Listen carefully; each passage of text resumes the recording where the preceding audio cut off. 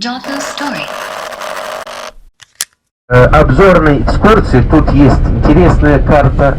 Сзади этой тюрбины. Эта тюрбина просто декоративная вещь. Находилась когда-то на материке в городе Габес и вырабатывали, используя эти турбины, именно электроэнергию. Значит, используя гидравлическую энергию. Так что мы подойдем в течение 5 минут максимум, я дам информацию о маршруте и о программе этой экскурсии. Да?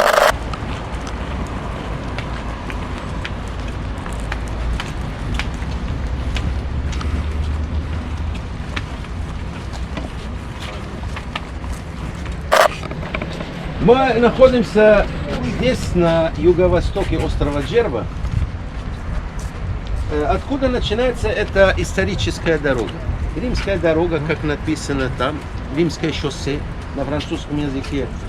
После того, как мы покинули отели, которые расположены на северном берегу острова Джерба, ехали по восточному берегу до места, которое жители называют Ильгантре. Это слово, которое означает мост. И считают, что это просто мост, хотя это засыпная дорога. И потому что еще находится этот мост, который мы видим отсюда, посередине именно этой римской дороги. Строили его 15 лет назад, под которым, значит, в основном течет морские течения, также так называемая морская река. Значит, на юго-западе острова Джерба находится паром. Это место называется Ажим, 5-й или 6-й по величине город здесь на территории острова Джерба. Со стороны парома есть 3 километра, которые отделяют остров от материка. Самые большие города здесь на острове — это Хумцук, находится на северо-западе. Я повторяю, его население 60 тысяч жителей. Второй по величине город Мидун и находится ближе к Котелям, в 3-4 километрах от некоторых гостиниц. Остальные все населенные пункты практически расположены, значит, посередине острова Джерба. Значит, это, как я говорил, некоторые населенные пункты, которые носят до сих пор, значит, берберские названия. Территория острова небольшая, 500 примерно 14 квадратных километров, поэтому каждые 10-15 минут бывают периодически эти остановки. Значит, это тоже городок очень известный не только на острове Джерба, но и на материке. Геллеле. Его название связано именно с гончарным делом. Это город гончаров. Живут там одни практически гончары, которые уже несколько сотен лет и производят, изготавливают эти качественные прочные изделия из жженой глины. Глина, которую собирают именно в окрестности этого города, не на поверхности, а именно на глубине несколько метров.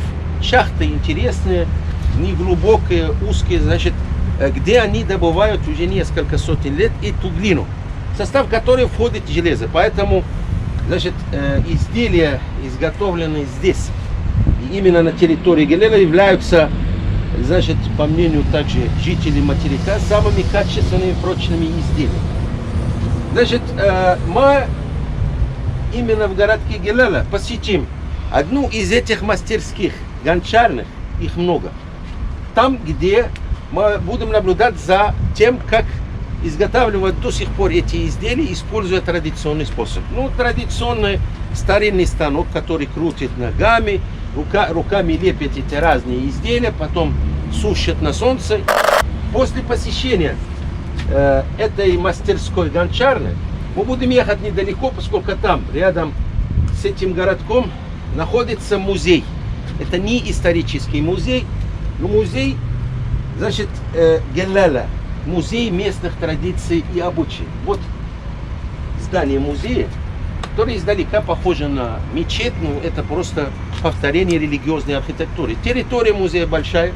В музее в основном мы знакомимся обычно с разными самыми интересными традициями и обычаями жителей острова Джерба, со многими сценами из повседневной жизни, также с местной архитектурой.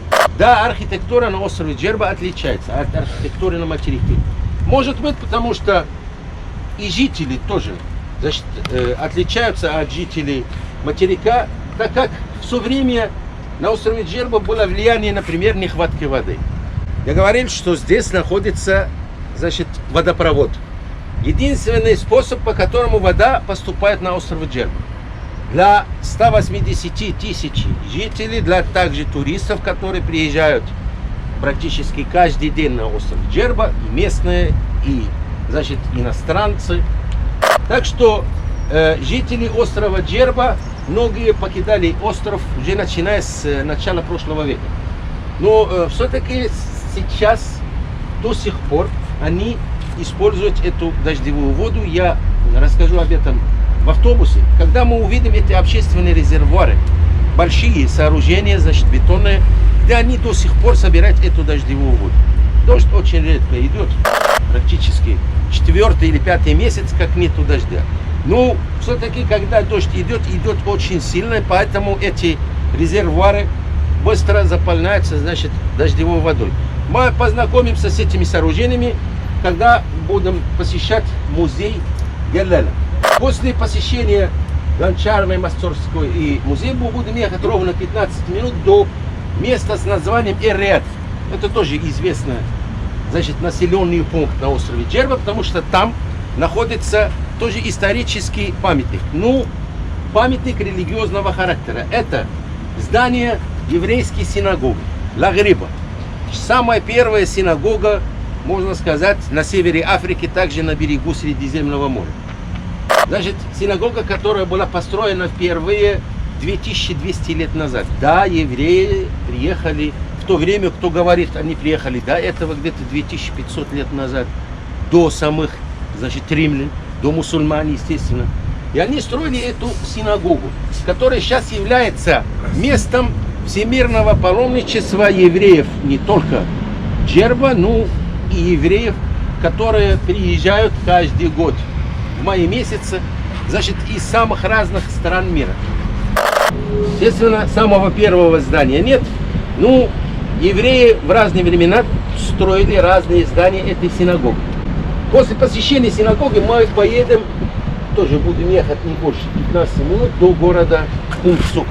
В переводе это слово звучит как торговый квартал.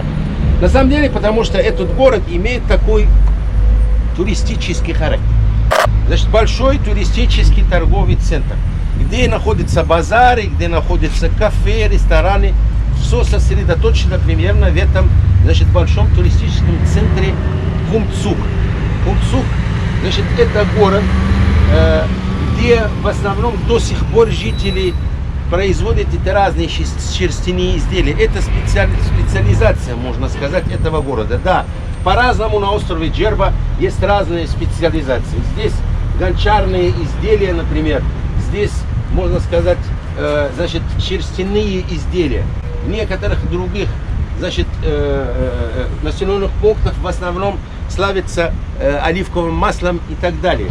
И так как остров Джерба или берег острова Джерба расположен на больше 125 километров, то практически большая часть жителей занимается именно рыболовлей. Вот мы видим, значит, эти лодки рыбаков, но это в основном мелкие рыбаки. Тут не все.